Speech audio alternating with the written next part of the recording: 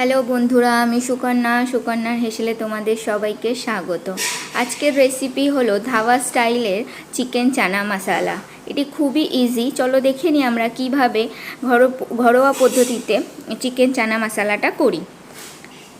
আমি নিয়েছি চানা সিদ্ধ করে নিয়েছি, চিকেনটাকে আমি কিউব করে নিয়েছি, টমেটো নিয়েছি, আলু কিউব করে নিয়েছি, পেঁয়াজ কুচিয়ে নিয়েছি, ফোড়ন দেওয়ার জন্য নিয়েছি তেজপাতা, শুকনো লঙ্কা, জিরে, আর নিয়েছি হলুদ, লঙ্কার গুঁড়ো, চিনি, নুন, জিরের গুঁড়ো, ধনের গুঁড়ো, আর নিয়েছি আদা রসুনের পেস্ট, গরম মশলার গুঁড়ো, রান্নার জন্য তেল।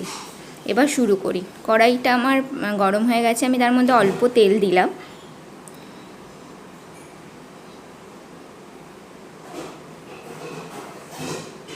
এবার এর মধ্যে কেটে রাখা ছোট ছোট করে চিকেনের কিউবগুলোকে ভালো করে ভেজে নেব। প্রথমে সাদা শক্ত শক্ত হয়ে যাবে, তারপরে আমরা চিকেনটাকে নামাবো। চিকেনটা আমাদের রেডি হয়ে গেছে, এবার আমরা নামিয়ে নিচ্ছি।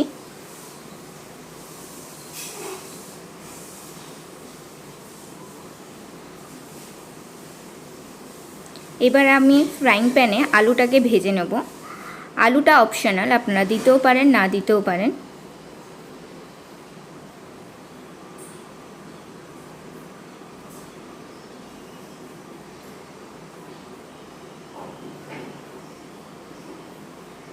আলুটাকে লাল করে ভালো করে ভেজে নিতে হবে। আলুটা আমাদের রেডি হয়ে গেছে, নামিয়ে নিচ্ছি। এবার আমি কড়াইয়ে তেল দিয়ে জিরে, শুকনো লঙ্কা আর তেজপাতা ফোড়ন দিলাম।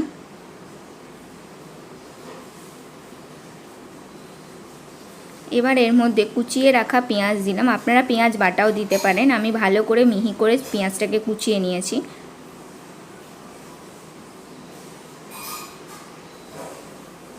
পেঁয়াজটা ভাজা হচ্ছে, ততক্ষণে আমি মশলাটা রেডি করে নিচ্ছি। টমেটো কুচি, টমেটোটাকেও আমি ভালো করে কুচিয়ে নিয়েছি। আর যা যা মশলা ছিল, জিরের গুঁড়ো, ধনের গুঁড়ো, হলুদ, লঙ্কা, নুন, সব একসাথে একটা বাটির মধ্যে নিয়ে নিলাম। আদা রসুনের পেস্টটাও এর মধ্যে দিয়ে দিলাম। এবার অল্প পরিমাণ জল দিয়ে মশলাটাকে মিশিয়ে রাখবো।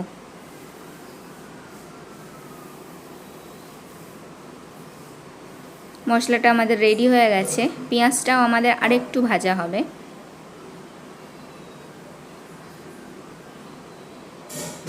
এবার আমি পেঁয়াজের মধ্যে মশলাটা রেডি করে রেখেছিলাম, সেই মশলাটা দিয়ে দিলাম। মশলাটা দিয়ে ভালোভাবে কষতে হবে যতক্ষণ না মশলাটার গা থেকে তেল ছাড়ছে।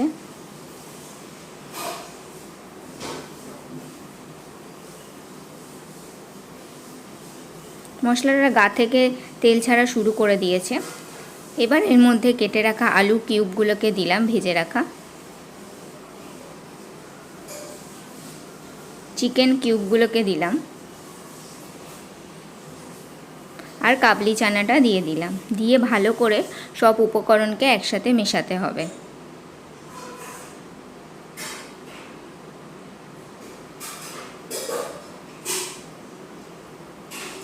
ভালো করে নাড়াচাড়া করে নিলাম।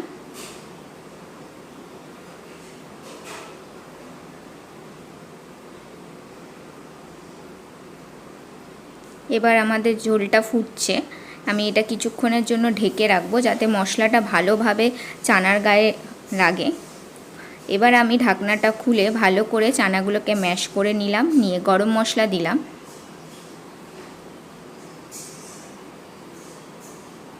গরম মশলা দিয়ে ভালোভাবে নাড়াচাড়া করে